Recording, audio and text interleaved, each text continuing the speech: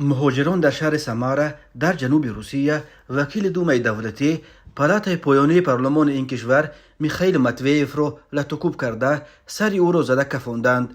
در این باره خود ماتویف روز 18 ایول سال 2024 در تلگرام کانالش خبر داد در رابطه با این حادثه با اتهام افباشی پرونده جنایتی گشوده سه مهاجر از تاجیکستان و ازبکستان را دستگیر کردند.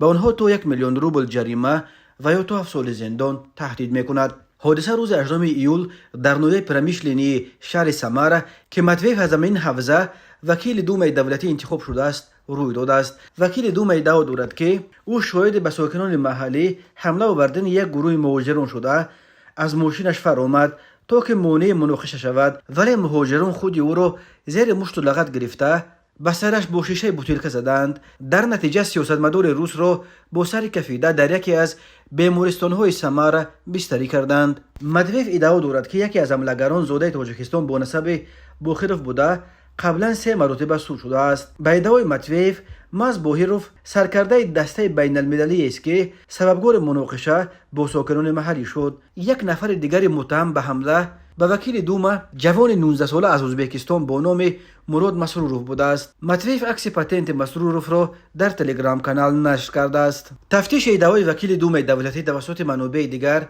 امر محال به نظر می رسد. مهاجرانی که به گمان حمله به ماتویف در سماره دستگیر شدند و همین طور نزدیکان آنها برای شرح قضیه دسترس نیستند. ریاست تفتیشات ولایت سماره خبر داد که در رابطه به حمله به میخائیل ماتویف بر اساس قسم 2 ماده 213 کودکس جنایتی روسیه با اتهام افباشی پرونده جنایتی گشوده همه 3 اشتراکچی این حمله را دستگیر کردند.